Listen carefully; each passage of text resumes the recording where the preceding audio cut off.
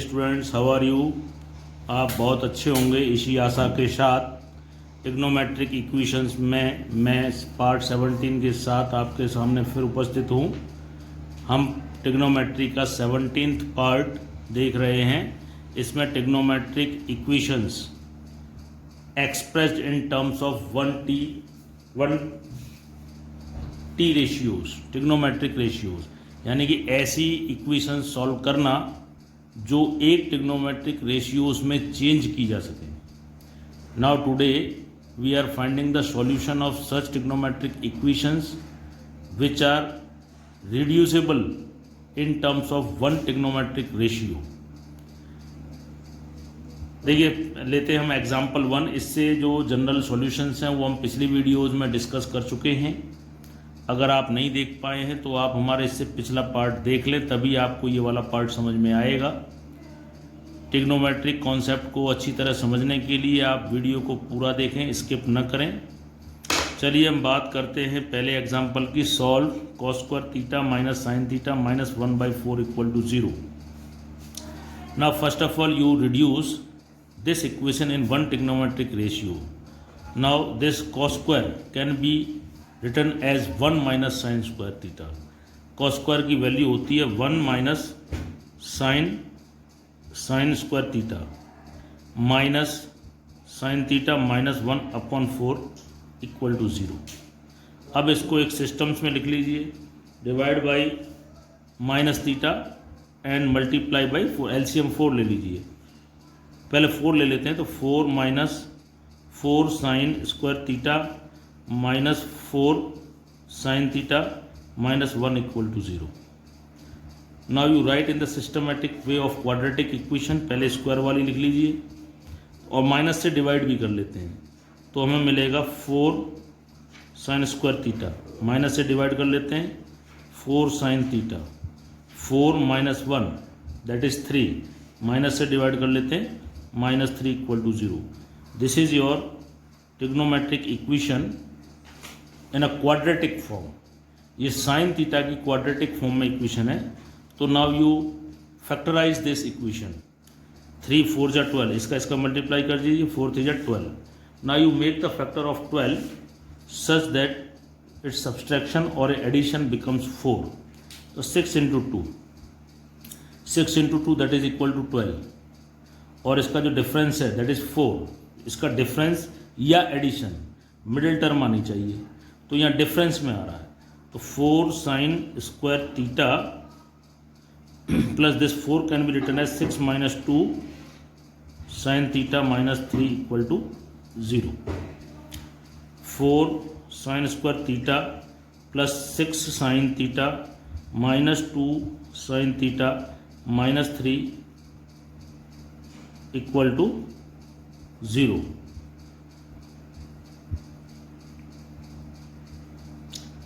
Now you take common निकाल लीजिए आप। 2 साइन थीटा कॉमन आ गया, तो यहाँ क्या आएगा आपका 2 साइन थीटा, और साइन थीटा 2 निकल गया, प्लस 3 माइनस 1 कॉमन ले लीजिए, तो 2 sine theta plus 3 equal to 0। In this way you get 2 sin theta plus 3 and 2 sin theta minus 1 equal to 0. What it means कि either 2 sin theta plus 3 equal to 0 or 2 sin theta minus 1 equal to 0. Now find the value of sin theta. तो sin theta is equal to, ये उधर चला जाएगा, minus 3/2। But this is not possible. Not possible क्योंकि sign की जो range है वो -1 से 1 के बीच होती है, and this does not belong between -1 and 1। तो इस यहाँ पे हो गया आपके पास sine theta equal to 1/2। Sine theta 1/2 कब होता है? साइन 30 डिग्री पे। तो ऑन कंपैरिजन आपको क्या मिलेगा? Theta equal to 30 degree. देखिए, आपको इसके बीच सॉल्यूशन निकालना है। You have to find out the solution of theta between 0 and 360 degree. तो फर्स्ट तो ये हो गया 360 मतलब 30 डिग्री। अब नेक्स्ट साइन अगला पॉजिटिव कब होता है? एक तो फर्स्ट क्वाड्रेंट में है ही है और दूसरा होता है सेकंड क्वाड्रेंट में। तो एक वैल्यू और निकलेगी, this sine theta equal to 1/2 can also be return as sine theta equal to sine second quadrant. Second का मतलब हो गया 180 minus 30 on comparison theta equal to 180 minus 30 that is 150 degree. In this way you get the values of theta as 30 degree and 150 degree. आपके पास theta की दो value particular values निकलेंगी। Theta की दो वैल्यूज 30 डिग्री और 150 डिग्री बिटवीन 0 to 360 डिग्री। तो इस तरीके से आप इस इक्वेशन को सॉल्व कर सकते हैं। देखिए एक एग्जांपल और देख लीजिए, इसका भी आपको 0 से 360 के बीच सॉल्यूशन निकालना है। देखिए इसको भी आपको एक ट्रिग्नोमेट्रिक रेशियो में कन्वर्ट करना है। देखिए आपको क्वेश्चन है solve sine 2 theta equal to cos theta. तो either you convert sine 2 theta into cos और ए कॉस इनटू साइन, लेकिन this is in the simplest form. इसको सॉल्व करना ज़्यादा आसान नहीं है, तो इसको कर लेते हैं। We know that the formula of sine theta that is 2 sine theta cos theta, ये इसका फॉर्मूला हो गया। इस कॉस को इधर ले आइए तो minus cos theta that is equal to 0। Now take common, cos theta common है, यहाँ अगर 2 sine theta minus 1 equal to 0, it means cos theta equal to 0 और 2 sine theta minus 1 equal to 0। देखिए कॉस 0 कब होगा? कॉस 0 यानी कि cos 90 degree पर, π/2 पर, है ना, 90 पे कॉस थीटा इक्वल टू π/2 पर। तो एक value on comparison theta equal to π/2, एक तो ये निकल आई। अब देखिए कॉस थीटा 0 to 360 यानी कि चारों क्वाड्रेंट में कब कब पॉजिटिव होता है। एक तो फर्स्ट में, तो फर्स्ट की वैल्यू निकल आई, सेकंड में नेगेटिव होता है, थर्ड में नेगेटिव, तो फोर्थ में पॉजिटिव होता है। तो इसकी एक वैल्यू और है जो फोर्थ क्वाड्रेंट में है। तो इसी को हम जो है इसको दोबारा कैसे लिख सकते हैं? Cos theta equal to cos 0 यानी फोर्थ क्वाड्रेंट, फोर्थ यानी कि 360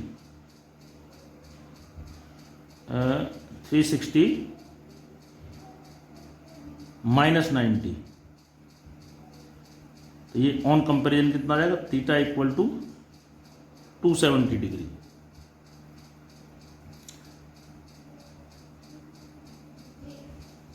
तो इस तरीके से यहाँ पे थीटा की दो वैल्यू निकली। थीटा इक्वल टू, एक ये π/2 का मतलब 90 डिग्री है, एक तो 90 डिग्री और 270 डिग्री। अब इसी तरीके से आप इसको सॉल्व करेंगे।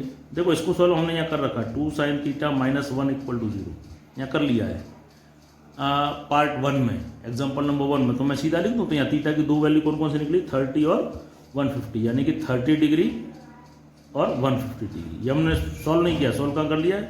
क्वेश्चन नंबर 1 में sine 2 theta sine theta minus 1 equal to 0, 2 sine theta minus 1 equal to 0। तो दो वैल्यू ये और दो वैल्यू इस तरह थीटा की वैल्यू जो हमारी टोटल निकल गई, थीटा इक्वल टू, अगर हम इसको इंक्रीजिंग ऑर्डर में लिख लें तो पहले 30 डिग्री, फिर 90 डिग्री और फिर 150 डिग्री और 270 डिग्री। इस तरह थीटा की 4 वैल्यूज़ के लिए ये हमारी ट्रिग्नोमेट्रिक जो इक्वेशन है वो सेटिस्फाई होगी। चलिए और हम एक और क्वेश्चन देख लेते हैं जिससे आपके कॉन्सेप्ट और क्लियर हो जाएं। इस बार इक्वेशन हम ले रहे हैं, ये वाली इक्वेशन ले रहे हैं। देखिए सॉल्व कर लेते हैं इसे। पहले हम एलसीएम ले लेते हैं, तो 4 sine square theta minus 2 cos theta equal to 0। हाँ ये सॉरी +1 हो रहेगा, +1। Now sine square can be converted into cos square. 4 1 minus cos square theta minus 2 cos theta +1 equal to 0। तो ये हो गया आपका 4 minus 4 cos square theta minus 2 cos theta +1 equal to 0। अब इसको सिस्टम से लिख लीजिए और माइनस से डिवाइड कर ले तो ये फर्स्ट टर्म बन जाएगी 4 कॉस स्क्वायर थीटा, ये हो जाएगा +2 cos theta, 4 + 1 that is 5 minus से डिवाइड करेंगे तो -5 equal to 0. Now you make the factor 5 into 4. 5 into 4 that is 20. You have to split 20 as such that the sum, either sum or a difference, that is equal to the coefficient of the middle term. Therefore 10 into 2. 10 into 2 नहीं चलेगा. इसका factor एक तो 2 into 10 हो गया, एक 4 into 5 हो गया. सॉरी बच्चों, देखो थोड़ी सी गलती हो गई यहाँ पे. हमने फैक्टर बना, ये जो एलसीएम लिया है गलत हो गया. 4 sin स्क्वायर थीटा और ये 4 into 2 8 आएगा यहाँ, 8. तो ये 8 आएगा, 8. तो 4 5 या 20 आ गया. और 20 के फैक्टर हो गए 2 into 10 और डिफरेंस होगा 10 - 2 दैट इज 8. तो इस 8 को इस तरह लिख लेंगे 4 cos square theta and this 8 can be written as 10 - 2 cos theta -5 equal to 0. 4 cos square theta plus 10 cos theta minus 2 cos theta -5 equal to 0. 2 cos theta common ले लीजिए तो ये क्या आएगा 2 cos थीटा प्लस 5 और यहाँ पे -1 कॉमन ले लीजिए 2 cos theta plus 5 equal to 0. At last 2 cos theta plus 5 and 2 cos theta -1 equal to 0. इसका मतलब हुआ कि either this is equal to 0 और this is equal to 0. 2 cos theta plus 5 equal to 0 और 2 cos theta -1 इक्वल टू 0. ये हो गया आपका cos theta equal to -5/2. This is not possible. कारण क्या है? Because -5/2 does not belong to -1 to 1. जो cos थीटा की वैल्यू है वो आपके क्लोज इंटरवल -1 से 1 के बीच नहीं है, तो दिस इज नॉट पॉसिबल. इसको ले लीजिए cos theta equal to 1/2. cos 1/2 कब होता है? cos 60 डिग्री पर. तो देखिए एक तो आपकी क्या आ गई, देखिए यहाँ पर आपको रेंज नहीं दी है ना, कि कहाँ से कहाँ के बीच वैल्यू निकालनी है. तो आप इसको जनरल निकालेंगे. You have to find out the general solution. तो उसके लिए क्या करेंगे आप, थीटा इक्वल टू पाई. तो यहाँ पे थीटा का ये दिस इज अल्फ़ा, इसको आप अल्फ़ा से डिनोट करेंगे. तो जनरल सॉल्यूशन क्या है हमारे पास? जनरल सॉल्यूशन ऑफ कॉस क्या है हम जानते हैं, theta equal to 2n pi plus minus alpha, that is 2n pi plus minus alpha, यानी कि 60 डिग्री. 60 का मतलब होता है π/3. तो ये आपका जनरल सॉल्यूशन है. यहाँ पे जो आपका जनरल सॉल्यूशन निकल के आएगा theta equal to 2n pi plus minus π/3. जब आपको थीटा की रेंज नहीं दे रखी है तो आप क्या करेंगे, थीटा का जनरल सॉल्यूशन निकालेंगे. Now come to the question number 4, example number 4. Here your equation is in the form of tan and sec. तो sec is in the simplest form. So you convert this tan square in sec. Now what is the value of tan square? tan square की वैल्यू क्या आती है? sec square alpha -1 plus sec alpha -1 as it is. ये बन गया आपका sec square alpha plus sec alpha -2 equal to 0. Now you make the factor sec square alpha 2 into 1, तो 2 के फैक्टर हो गए 2 into 1, डिफरेंस हो गया 1. तो यहाँ पे 1 है, 1 को लिख सकते हैं 2 - 1, 2 - 1 sec alpha -2 equal to 0. sec square alpha as it is plus 2 sec alpha minus sec alpha -2 equal to 0. sec alpha common sec alpha plus 2 -1 common sec alpha plus 2 equal to 0. That is sec alpha plus 2 and sec alpha -1 equal to 0. It means sec alpha plus 2 equal to 0 और sec alpha -1 equal to 0, that is equal to sec alpha equal to -2 और sec alpha equal to 1। sec का उल्टा कर लीजिए, sec किसका उल्टा होता है? cos का। तो cos अल्फा इक्वल टू -1/2, -1/2, ठीक है ना। तो अब -1/2 cos में कब होता है? देखो यहाँ भी हमें जो सॉल्यूशन निकालना है बिटवीन 0 एंड 2 पाई, 0 इंक्लूडिंग है एंड बिटवीन 2 पाई। तो cos अल्फा, अब ये माइनस है, ठीक है ना। तो माइनस कब होता है? cos फर्स्ट क्वाड्रेंट में पॉजिटिव है, सेकेंड में होगा। तो this can be written as cos alpha equal to -1/2 कब होता है? cos 60 डिग्री पे, यानी कि π/3 पे। अब इस माइनस को हमें क्वाड्रेंट में ले जाना है, that is cos alpha equal to quadrant, यानी माइनस कब होता है? सेकेंड क्वाड्रेंट में, सेकेंड माइनस π/3। तो अगर हम कंपेयर करें तो अल्फा इक्वल टू कितना आ जाएगा? 3π - π, दैट इज 2π/3। तो आपका एक आंसर ये निकल गया है। अब cos जो है आपका, एक तो सेकेंड में नेगेटिव होता है और एक थर्ड में और होता है। तो इसको एक इस तरह से और लिख सकते हैं, cos alpha equal to -cos π/3, that is equal to third quadrant में, यानी cos π + π/3। कंपेयर करेंगे तो क्या जाएगा? Alpha equal to 3π plus this 4π/3, यानी कि यहाँ पे 2 निकल के आई अल्फा की वैल्यू, एक तो 2π/3 और 4π/3। अब इसी तरह इसे सॉल्व कर लीजिए। तो सेक इसका अपोजिट क्या? cos अल्फा इक्वल टू 1, और cos अल्फा 1 कब होता है? cos 0 डिग्री पे। हाँ, तो अल्फा की वैल्यू क्या आ गई? 0 डिग्री आ गई। अब cos अल्फा और पॉजिटिव कब होता है? एक तो लास्ट क्वाड्रेंट में होता है।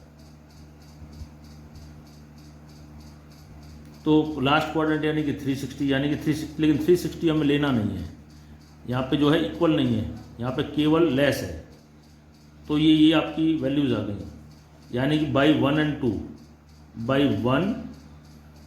2 अल्फा की वैल्यू निकल के आई 0 डिग्री, 2π/3 एंड 4π/3।